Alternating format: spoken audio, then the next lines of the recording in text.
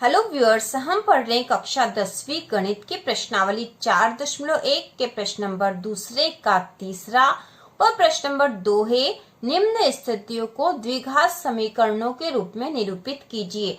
तो हमें इसे द्विघात समीकरण के रूप में व्यक्त करना है। यहाँ जो प्रश्न दे रखा है वह है रोहन की माँ उससे 26 वर्ष बड़ी है, उनकी आयु वर्षों में का गुणनफल अब से 3 वर्ष पश्चात 360 हो जाएगी। हमें रोहन की वर्तमान आयु ज्ञात करनी है। तो यहाँ पे रोहन की आयु हमें वर्तमान आयु ज्ञात करनी है और रोहन की माँ जो है उससे 26 वर्ष बड़ी है। उनकी आयु का गुणनफल अब से 3 वर्ष पश्चात 360 हो जाएगी।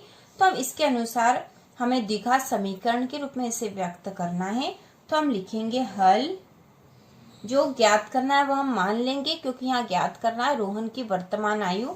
तो हम लिखेंगे माना कि रोहन की वर्तमान आयु बराबर x वर्ष है। उसकी वर्तमान आयु हमने मान ली कि x वर्ष है। यदि रोहन की वर्तमान आयु x वर्ष है तो उसकी माँ की आयु कितनी होगी? उससे 26 वर्ष बड़ी है, मतलब x धन 26 हो जाएगा। तो हम लिखेंगे तब रोहन की माँ की आयु बराबर x धन 26 होगी। तो रोहन की आयु हमने मान ली x है और रोहन की माँ की आयु हो गई x धन 26।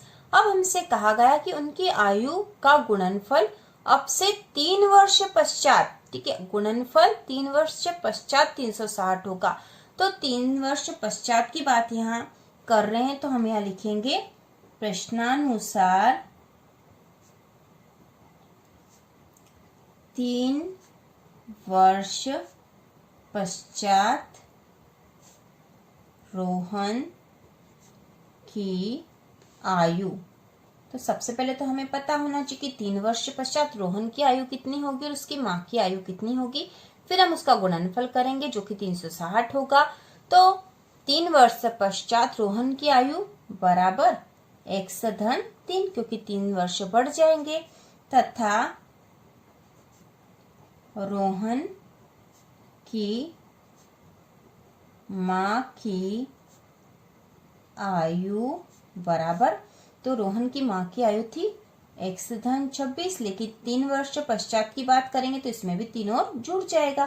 तो यहाँ पे हो जाएगा बराबर x धन 26 और 3 29। तो x धन 29 हो जाएगी 3 वर्ष पश्चात रोहन की माँ की आयु। अब प्रश्नानुसार और क्या क्या कहा गया है, गुणनफल की बात कर रहे हैं।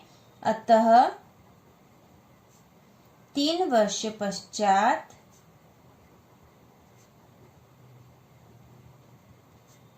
ठीक है, 3 वर्ष पश्चात हमें कहा गया कि रोहन उनकी आयु का जो गुणनफल है वह 360 होगा। तो रोहन की आयु है x धन 3 और इसमें हम गुणा कर देंगे x धन 29 की, क्योंकि यह उसकी माँ की आयु है। इन दोनों का गुणा होगा और इन दोनों का गुणनफल प्रश्न में कहा गया है कि 360 है। ठीक है, रोहन की उनकी आयु का गुणनफल अब से 3 वर्ष पश्चात, तो 3 वर्ष पश्चात रोहन की आयु कितनी होगी, उसकी माँ की आयु कितनी होगी हमने निकाल ली है। उन दोनों का गुणा हो जाएगा 360। तो हमने यहाँ कर दिया है 3 वर्ष पश्चात ये रोहन की आयु हो जाएगी, ये रोहन की माँ की आयु, और इन दोनों का गुणनफल हो गया 360। तो अब हम इसको हल कर लेंगे। इसमें इसका गुणा होगा तो सबसे पहले x का गुणा इन दोनों में होगा और फिर धन 3 का गुणा दोनों में होगा। तो पहले x का करेंगे तो x का x में करा तो x का वर्ग, फिर सभी संख्याएं धन में है तो यहाँ धन ही होगा। अब x का गुणा 29 में करा तो यह हो जाएगा 29x। अब इसके बाद 3 का गुणा करेंगे तो 3 का x में गुणा करेंगे तो यहाँ पे हो जाएगा धन 3x, और 3 का 29 में गुणा करेंगे तो धन 3 नम 27 की 7, हासिल का 2 और 3 दूना 6, 7 और 8, यहाँ पे 87 आ जाएंगे, बराबर हो जाएगा 360। अब इसको और हल कर लेंगे तो हो जाएगा x का वर्ग धन, अब ये भी x वाली संख्या और यह भी x वाली संख्या, तो इन दोनों को जोड़ लेंगे क्योंकि यह धन में है। तो 29 और 3 29, 30, 31, 32 हो जाएगा। यहाँ तो हो जाएगा 32x बराबर, देखो इस 87 धन के हैं, यह संख्या है तो इसको संख्या के पास ले जाएंगे, मतलब इस 87 को हम बराबर के उस तरफ ले जाके यहाँ पे ये घटाव में आ जाएगा और घटा देंगे। तो यहाँ पे हो जाएगा 360 तो है इसी बराबर के इधर, और इस 87 को हम बराबर के इस तरफ लेकर तो ऋण के 87 हो जाएंगे, क्योंकि बराबर के उस तरफ जाएगा तो चिन्ह बदल जाएगा। अब यहाँ पे हो जाएगा x का वर्ग धन 32x बराबर, तो यहाँ घटा देंगे, 10 में से 7 कम होंगे तो बचेंगे 3। अब यहाँ 15 हो गए, 15 में से 8 कम होंगे तो बचेंगे 7, और यहाँ बचे 2, 273।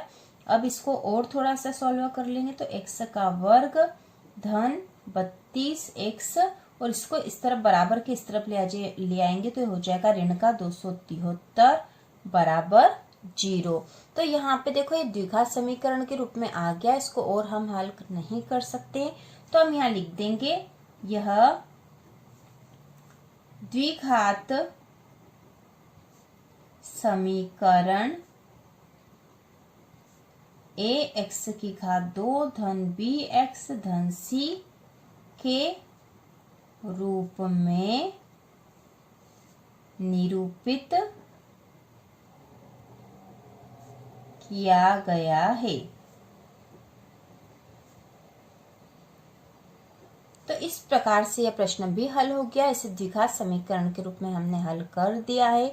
तो इसी प्रकार के और वीडियो देखने के लिए कक्षा 10 की संपूर्ण तैयारी के लिए चैनल को सब्सक्राइब कीजिए।